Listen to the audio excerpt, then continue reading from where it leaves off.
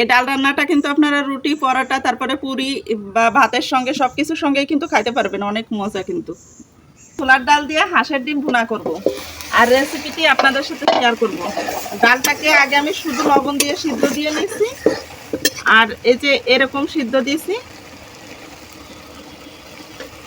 এখন নামাই রাখবো। ডাল তো সিদ্ধ করে নামানো হয়ে গেছে, এখন কি কি মশলা লাগবে সেগুলো আপনাদের দেখাই। এখানে 2-3টা তেজপাতা, আর দারচিনি এলাচ, 2টা শুকনো মরিচ, আর এখানে আছে পেঁয়াজ কুচি, কাঁচামরিচ ফালি, আর জিরার, এটা জিরা বাটা, পেঁয়াজ বাটা, আর আদা আর রসুন বাটা। ডিমগুলো সিদ্ধ করে ছুলে নেওয়া হয়ে গেছে, এখন লবণ মাখিয়ে নেব আর হলুদ। লবণ হলুদ মাখানো হয়ে গেছে, এখন কড়াইতে দিয়ে দেবো তেল। আর তেলের ভিতরে একটু লবণের ছিটা দিলে কিন্তু ডিমগুলো ফুটবে না।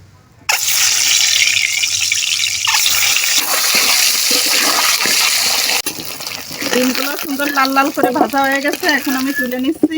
দিয়ে দেবো তেজপাতা, শুকনো মরিচ, দারচিনি, এলাচ। এবার দিয়ে দেবো পেঁয়াজ কুচি। পেঁয়াজটাকে আগে সুন্দর লাল লাল করে ভাজতে নেব। লাল লাল করে ভাজা হয়ে গেছে, এখন দিয়ে দেবো মশলাগুলো।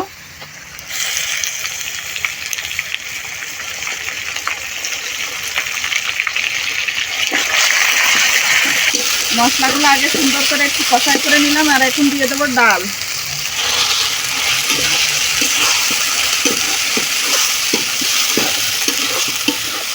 একটু হলুদ গুঁড়া, লবণ আমি সিদ্ধর সময় দিচ্ছি, তারপরে অল্প একটু দিলাম, আর 1 চামচ শুকনো মরিচের গুঁড়া,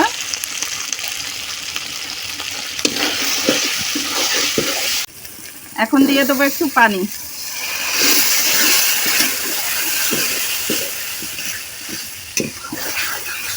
দিয়ে দেবো 3-4 ফালি কাঁচামরিচ, আর ডিমগুলো এখন দিয়ে দেবো, ভাজা ডিমগুলো। বৃহস্পতিবারের দিন আমি একটু ডাল রান্না করার চেষ্টা করি, তো আজকে এই ডালটা রান্না করলাম হাঁসের ডিম দিয়ে। রেসিপিটা কিন্তু অনেক টেস্টি। আমি একটু সময়ের জন্য ঢাকে রেখে দেবো, ঢাকনা দিয়ে। সুন্দর একটা ঘ্রাণ বেরোচ্ছে। রান্নাটা আমার হয়ে গেছে, আমি এতটুকু ঝোল রাখবো। এরকম আরও মজার মজার সুন্দর রান্না পেতে হলে অবশ্যই আপনারা সবাই দেশি রান্নাঘরের পাশে থাকবেন, আর রেসিপিটি যদি ভালো লাগে তাহলে অবশ্যই শেয়ার করে দেবেন। সবাই ভালো থাকবেন, কোনো ভুল ত্রুটি হলে মাফ করে দেবেন।